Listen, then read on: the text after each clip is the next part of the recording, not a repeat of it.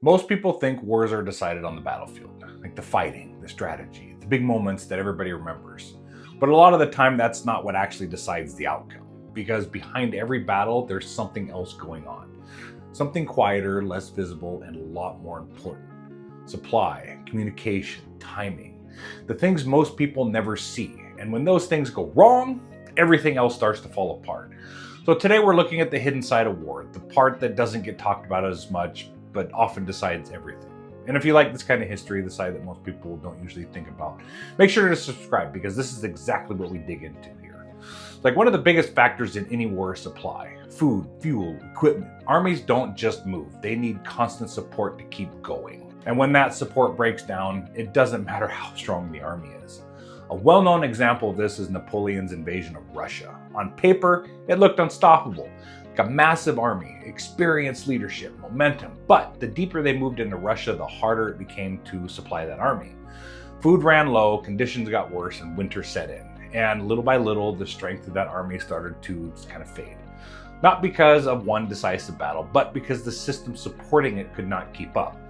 And that's something you see over and over again. Armies don't just lose because they're outmatched, they lose because something behind the scenes just completely stopped working. If you're finding this interesting so far, make sure to subscribe because this is the kind of detail that completely changes how you see history.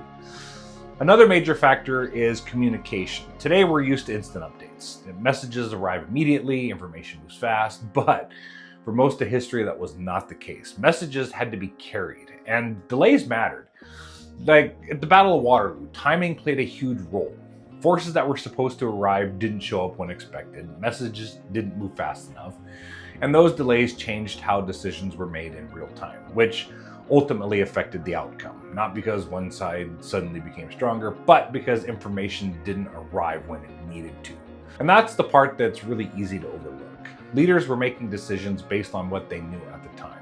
Sometimes what they knew was not complete. Then there's something people really don't think about enough is distance. The further an army moves, the harder it becomes to support it. Every mile adds strain, more resources, more coordination, more chances for something to go wrong. And if anything in that chain breaks, everything behind it starts to feel it. And that's why some of the strongest armies in history struggled the most when they pushed too far too fast. Not because they weren't capable, but because the system behind them just couldn't keep up. And then there's the part that often gets overlooked completely. The people behind the scenes. Not the soldiers on the front lines, but the ones making everything possible. The ones that are moving supplies, coordinating logistics, maintaining equipment, maintaining communication. Without them, nothing works. And when those systems break down, it doesn't take long for the effects to show. Like fatigue sets in, resources run out, morale drops. And what looks strong on the surface starts to completely collapse.